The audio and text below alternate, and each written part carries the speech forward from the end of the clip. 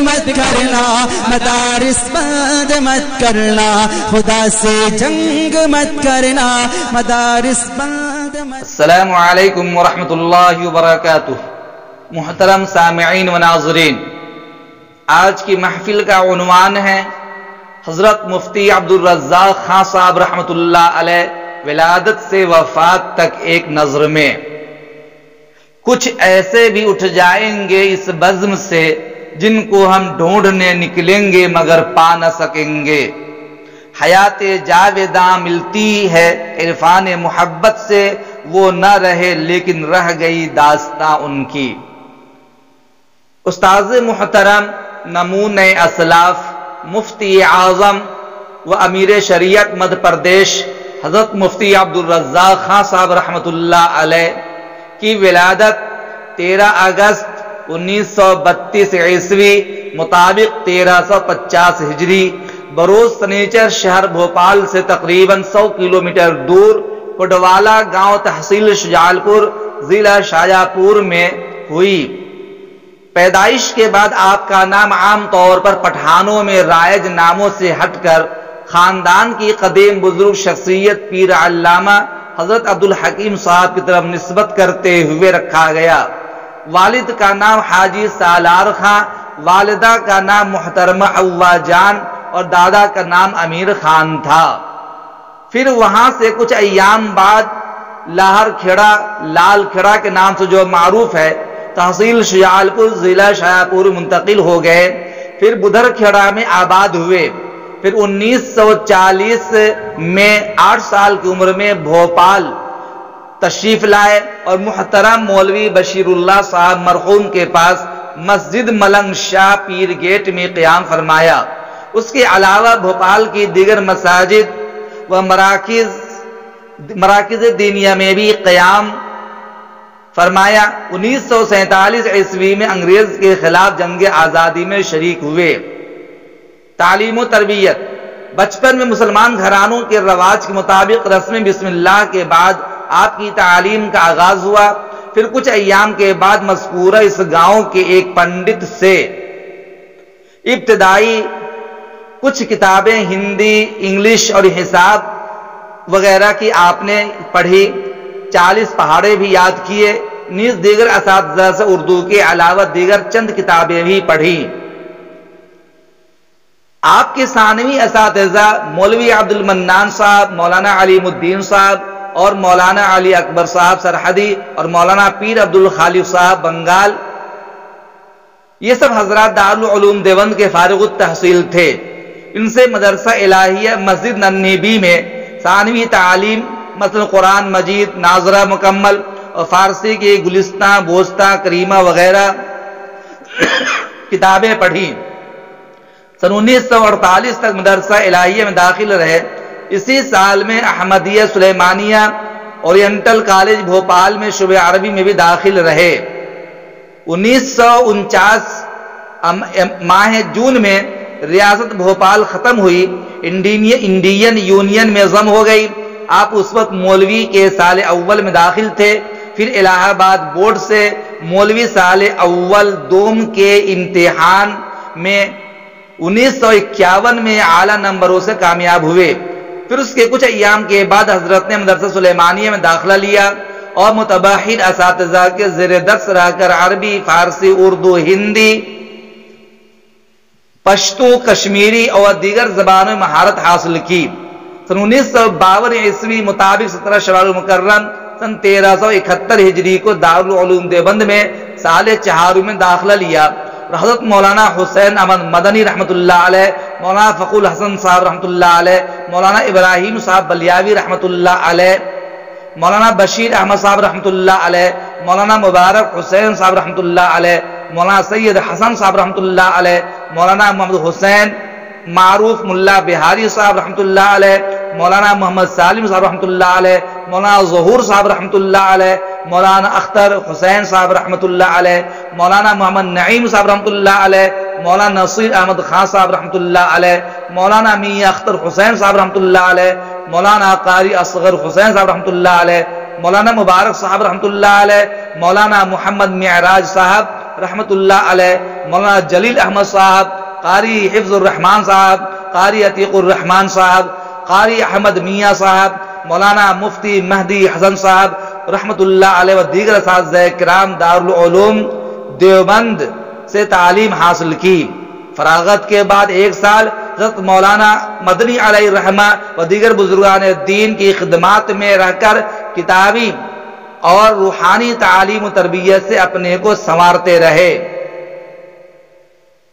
اسی درمیان میں آپ شوال 1977 ہجری مطابق اپریل 1958 مفتی شہر بھوپال حضرت مفتی عبدالہادی صاحب کی نواسی اور دختر نیک اختر حکیم عبدالحمید صاحب سے آپ کا نکاح ہوا۔ 2 جنوری 1969 عیسوی پہلا حج اور آخری حج سن 2004 میں کیا۔ حضرت نے تقریباً 25 حج کیے ہیں۔ شادی کے تقریباً 31 سال کے بعد 20 اکتوبر 1989 کو آپ کی اہلیہ محترمہ انتقال فرما گئی۔ اس کے تقریباً 6 مہینے بعد آپ نے نکاح ثانی فرمایا۔ 23 شوال سن 1379 ہجری مطابق 1958 عیسوی بروز جمعرات جامعہ اسلامیہ عربیہ مسجد ترجمہ والی کا سنگ بنیاد رکھا، جو ایک تاریخی حیثیت رکھتا ہے۔ اس کے چند سال بعد بھوپال سے 28 کلومیٹر دور واقع فندہ کی 60 ایکڑ زمین صرف 60,000 روپے میں خریدی گئی، اور اس کے کچھ ایام بعد اس زمین پر حضرت مولانا قاری صدیق صاحب باندوی رحمۃ اللہ علیہ کے ہاتھوں سے ایک مدرسہ کی بنیاد رکھی گئی، جس میں الحمدللہ کافی طلبہ تعلیم حاصل کر رہے ہیں۔ سن 1958 عیسوی میں نائب مفتی شہر کے عہدے پر فائز ہوئے۔ مفتی عبدالہادی صاحب رحمۃ اللہ علیہ کے انتقال کے بعد سن 1968 عیسوی میں ہی نائب قاضی شہر بھوپال منتخب ہوئے۔ پھر مفتی شہر بھوپال مفتی محسن صاحب رحمۃ اللہ علیہ کے انتقال کے بعد آپ کو مفتی شہر بھوپال بنایا گیا۔ آپ الحمدللہ اس عہدہ جلیلہ پر فائز رہتے ہوئے سن 1974 سے 1983 تک تقریباً 10 سال تک بحسن خوبی فرائض انجام دیے، اور جب عہدہ قضا پر فائز ہونے کا موقع آیا تو صرف اس جامعہ کی تعلیم و تعلم اور ترقی کی خاطر آپ اس تاریخی دارالقضا سے خود مستعفی ہو گئے۔ سن 1960 عیسوی میں حضرت مفتی صاحب رحمۃ اللہ علیہ کو جمعیت علماء ہند کی مجلس عاملہ کا ممبر بنایا گیا، اور تقریباً 1970 عیسوی میں جمعیت کا جنرل سیکرٹری بنایا گیا۔ حضرت الحمدللہ 3 سال تک جمعیت علماء ہند کے باقاعدہ جنرل سیکرٹری رہ کر ملک و ملت، دین و مذہب کی دل و جان سے خدمت کرتے رہے۔ آپ نے اپنے وارثین میں کل 8 صاحبزادے اور 7 صاحبزادیاں چھوڑی، اللہ ان سب کی حفاظت فرمائے۔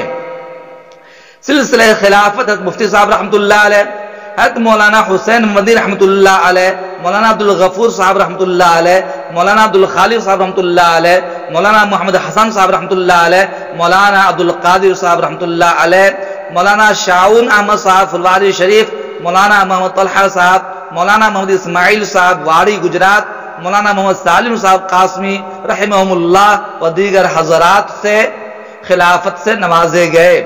حضرت مفتی صاحب نے بھی ابھی تک 25 مریدین کی خلافت مرحمت فرمائی، ان میں سے حضرت کے سب سے اجل خلیفہ آپ ہی کے اہم استاد محترم حضرت مولانا نصیر احمد خان صاحب، سابق شیخ الحدیث و صدر مدرسین دارالعلوم دیوبند ہیں، جو حضرت کو استاد بھی تھے، تب بھی اپنے شاگرد سے بیعت ہوئے، اور حضرت نے بھی بیعت کر کے فوراً خلافت بھی مرحمت فرما دی۔ اس کے ساتھ آپ جن عہدوں پر فائز رہے ان میں چند یہ تھے: ایم پی کے ام المدارس جامعہ ترجمہ والی مسجد کے بانی اور سرپرست اعلیٰ تھے، امیر شریعت ایم پی، قاضی شریعت مدھیہ پردیش، سرپرست اعلیٰ ائمہ مساجد دہلی، مفتی اعظم ایم پی، ممبر ورکنگ کمیٹی آل انڈیا جمعیت علماء دہلی، نائب صدر جمعیت علماء ہند، صدر جمعیت علماء ایم پی، فریڈم فائٹر، مجاہد جنگ آزادی، سابق ممبر سینٹرل وقف کونسل دہلی، پختون جرگاہ ہند کے صدر، اور اس کے علاوہ دیگر عہدوں پر فائز رہے۔ سن 1433 ہجری مطابق 2012 کو حضرت مفتی صاحب کو تا حیات جمعیت علماء MP کا صدر منتخب کیا گیا تھا۔ آج 14 شوال سن 1442 ہجری 26 مئی بروز بدھ بعد نماز عشاء تقریباً رات کے 10:45 پر اس دار فانی سے رخصت ہو کر رب حقیقی سے جا ملے۔ یہ مختصر خاکہ حضرت والا کا تھا، لیکن مہت والا علیہ الرحمہ سے میں نے کتابیں پڑھی ہیں، میں ان کا شاگرد ہوں، بہت قریب سے میں نے حضرت والا کو دیکھا، ان کی زندگی مطالعہ کیا۔ میں نے جو محسوس کیا وہ یہ کہ حضرت شاہ ولی اللہ صاحب محدث دہلوی کی انقلابی تحریک کے خد و خال، حضرت شاہ عبدالعزیز محدث دہلوی کی جامعیت، حضرت سید احمد شہید صاحب کی استقامت استقلال، حضرت شاہ عبدالحی صاحب کی فراست، حضرت شاہ اسماعیل شہید صاحب کی صلابیت، حضرت شاہ محمد اسحاق صاحب کی پاک نفسی، حضرت حاجی امداد اللہ صاحب کی روحانیت، حضرت شاہ رشید احمد گنگوہی کی فقاہت، حضرت مولانا محمد قاسم نانوتوی کی تبحر علمی، حضرت مولانا خلیل احمد سہارنپوری کی صلابت الرائے، حضرت شیخ الہند رحمۃ اللہ علیہ کی سیاسی تدبر، حضرت شاہ عبدالرحیم صاحب کی قلبی بصیرت، حضرت مولانا عبداللہ سندھی کی عالی ہمتی، حضرت مولانا حسین احمد مدنی کی قومی وحدت، حضرت مولانا مفتی کفایت اللہ صاحب کی سیاسی بصیرت، حضرت مولانا حفظ الرحمان صاحب کا ملکہ تحقیق، اور مولانا ابوالکلام آزاد صاحب کی انسان دوستی اور خدا پرستی، اور حضرت شاہ عبد القادر رائے پوری رحمۃ اللہ علیہ کی سنجیدگی و متانت و شان تربیت سے بام مل کر جو مجموعی پیکر تیار ہوئے، علم و تاریخ کی دنیا میں انہیں صورہائے جمیل کا نام مجھے لگتا ہے آج ہمارے اس انحطاط کے دور میں مفتی عبدالرزاق خان صاحب رحمۃ اللہ علیہ ان کے 100% پر تو تھے۔ کوئی چشم حقیقت کھول کر دیکھے تو اے بے دل، تماشا خاک کے پتلے میں پنہاں ہے خدائی کا۔ حضرت مفتی صاحب رحمۃ اللہ علیہ ہر اعتبار سے قومی خدمت کے لیے اپنے آپ قربان کرتے رہے، اور آج وہ ہمارے درمیان نہیں رہے۔ اللہ تعالی حضرت والا کو غریق رحمت فرمائے اور پسماندگان کو صبر جمیل عطا فرمائے۔ ایک دیا اور بجھا اور بڑھی تاریکی شب کی سنگین سیاہی کو مبارک کہہ دو۔ وآخر دعوانا الحمدللہ رب العالمین۔